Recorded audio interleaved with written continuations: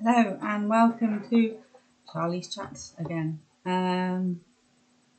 So last night I was just having a think about what I could talk about and bore you to death with. And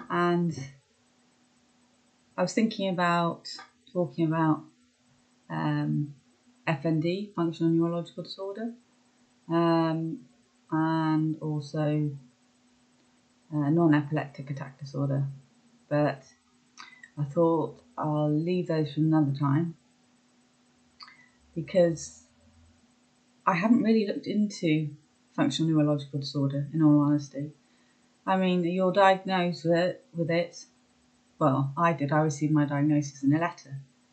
So, literally, the letter had changed from non-epileptic seizures, which is what I do suffer with, to FND. And that was literally it. Diagnosis, FND.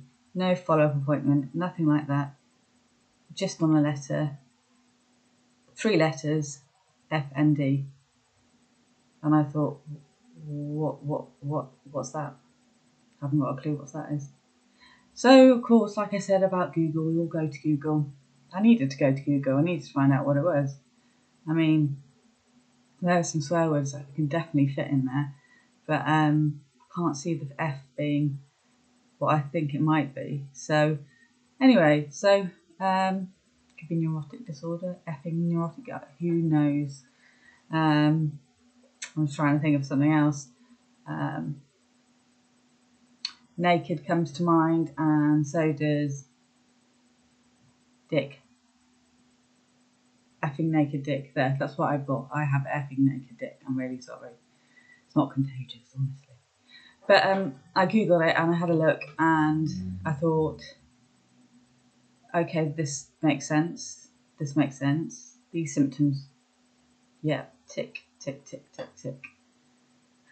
And I kind of thought, well, hang on a minute. I went to the doctor 10 years ago about pins and needles.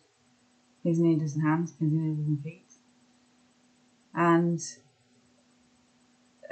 blurred vision. I know I have glasses, but blurred vision is one of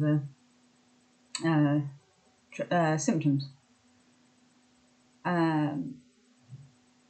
Lots of different things that you suddenly piece together. And I thought, why wasn't I diagnosed before? It was interesting that I spoke to a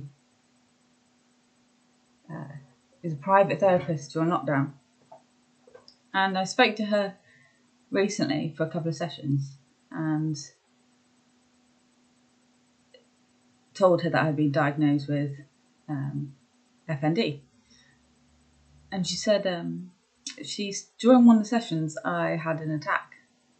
And I explained to her what would happen and that I'd be okay if I didn't come round in a certain amount of time what to do.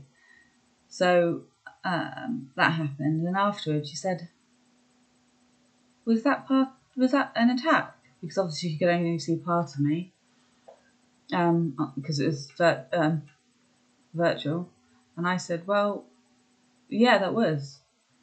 And she said, that used to happen to you, face to, well, I say during COVID, but, afterwards when you could see one another or see one another at a distance. She said that used to happen to you in therapy. I said, yeah, I know, but we put it down to something else. And she said, it looks like what happened during therapy. Which I found quite interesting, because it kind of validates things, doesn't it?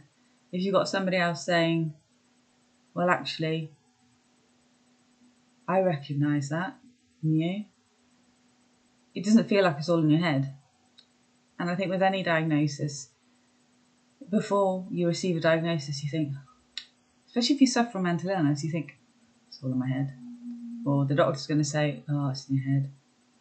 Or link it to some kind of mental health diagnosis you already have. Oh, it's just that. Or, oh, it's just anxiety. That's why. So I think a lot of physical disabilities probably go misdiagnosed as mental health ones. I know of somebody who was in the old days, manic depressive, so bipolar.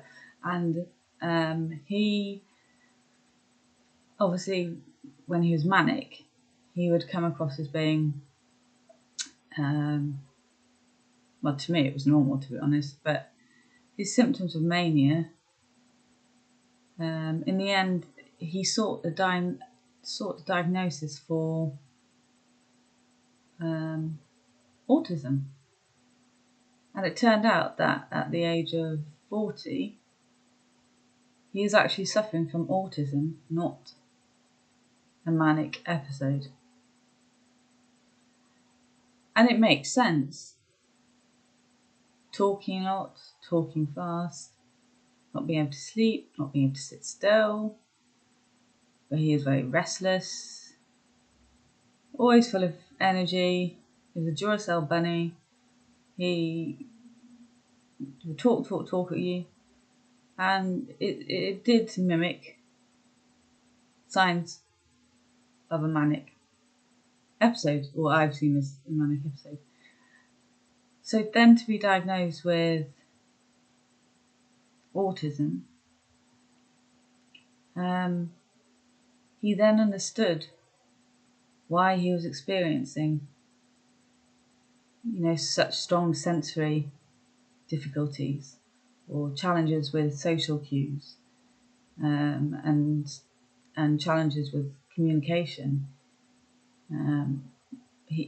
He found that jigsaw puzzle, that last piece that fits, that completes it. He found it. He did that off his own back, and he fought hard for it. And he then no longer had to take these psychiatric drugs, which, that's another topic to talk about. That could be a long, long topic. But if you take psychiatric drugs, you will understand he stopped his psychiatric drugs and then began a drug to help him, which is specifically for those with autism spectrum disorder. So he was very open about his autism. And he'd say to people, if we were in a group setting, I'm sorry if this happens, or if I can't concentrate, or if I have to leave, I suffer from autism. Well, it's not the same as somebody saying, oh, I'm sorry if I burst into tears. Oh, I'm sorry if I look gloomy. It's because I've got depression. You don't tend to say that. But I just thought that was interesting. Then I digress, because actually I say I didn't want to talk about F&D, which I don't, not today. And people might think, how come you don't know a lot about it? And it's because I think I know what I experience. I know what I go through each day. And I know that it's not going to change at the moment. I know that the things I experience are unique to me. And trying to fit myself into a box, even though I do tick, the traits or the symptoms, I don't want to get my head wrapped around in it. I find that sometimes it can be too overwhelming. It can almost, and I'll talk about this in a bit, it can